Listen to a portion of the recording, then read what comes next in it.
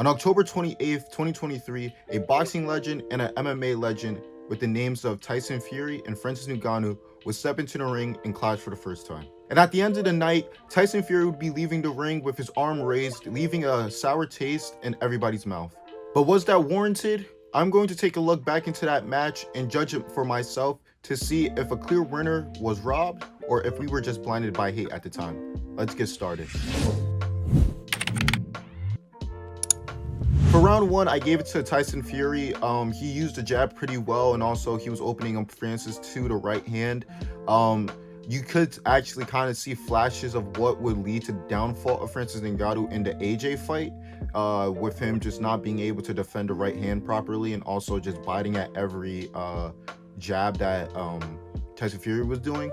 So that was pretty cool to see, or well, pretty funny to see that, he wasn't really breaking out of that habit for his next fight. But yeah, again, I gave round one to Tyson. I think that was a pretty easy round to score off. So yeah. Round two, again, I gave it to Fury. I could kind of see where people might have been starting to get frustrated with Fury's performance. He was clinching a lot at this time, but then again, he was having a lot more cleaner shots. And the only real time that I could say that Francis was actually doing something that would propel him in this round was when he was actually at the beginning of the rounds actually controlling Fury's clinch attempts, and he actually cut him. But again, I would give round one and round two to Fury. Round three obviously has to go to Francis Ngannou. That's when the notorious knockdown happened where Fury was looking up at Francis all scared and stuff like that.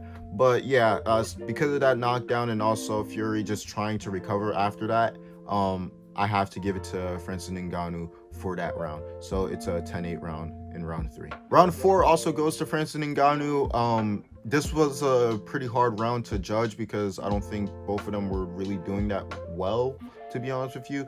But there was a few times where Francis Ngannou was actually bullying Fury in the clinch. So I gave him that round for actually being able to be the aggressor and be more dominant in that round. Round five goes to Fury. I feel like Francis Ngannou had a really good start to the round, but like one of the commentators said, it seemed like Francis was really just trying to get one power shot in so that he could get another knockdown or just take Fury out in general, and that was kind of leaning into the advantage of Fury because he was just kind of countering it. But also, not only that, but you could also see Francis kind of starting to slow down and get tired around this round.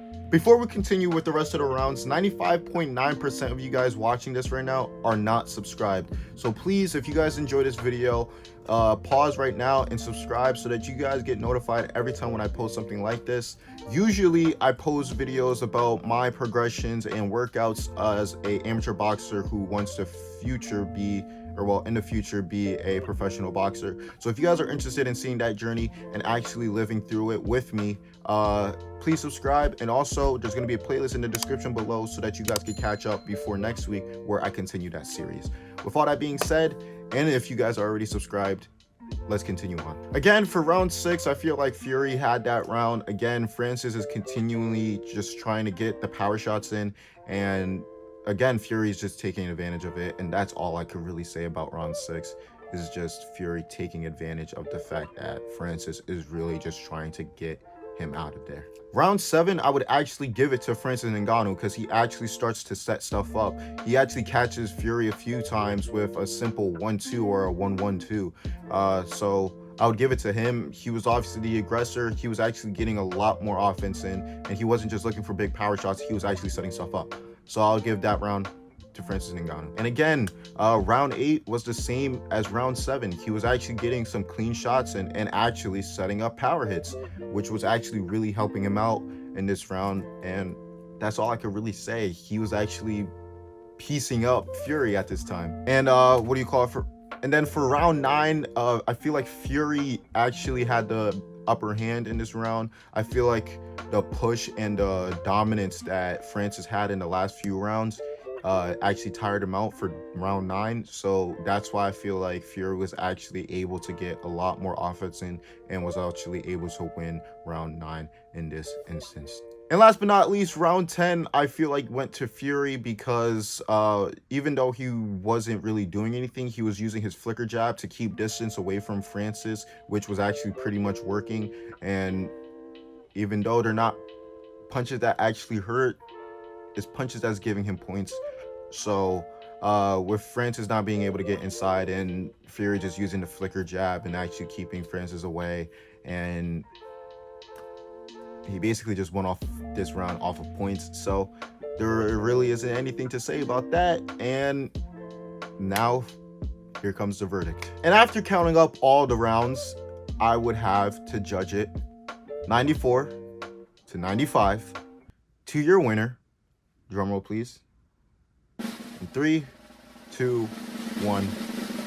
Tyson Fury. What do I think happened here? Why everybody just screamed robbery? I feel like people didn't really expect Francis Ngannou to do that well in a boxing match against an actual boxing champion.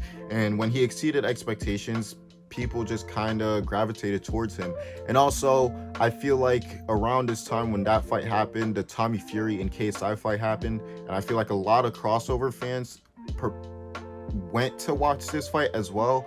And since they already hated the Fury name at that point, a lot of people just voiced their opinion on it. And, you know, obviously people are fans of online presences are going to have a loud voice. So I feel like that's the only reason why a lot of these things happened. But I feel like it was a really close match, but there's a few times where you can actually tell who was a clear winner. Again, I don't think Francis Ngannou did bad here. I feel like he did really good. And Fury, I don't think he did bad here either. I think he did really good for what he was given. Obviously, he probably underestimated Francis, and that's what caused this to be a really close bout. But again, I feel like by one round, Tyson got by. But yeah, I don't think there was a robbery, but if you guys believe so, or you guys have different opinions, you guys could tell me what you guys scored the rounds down in the comments below.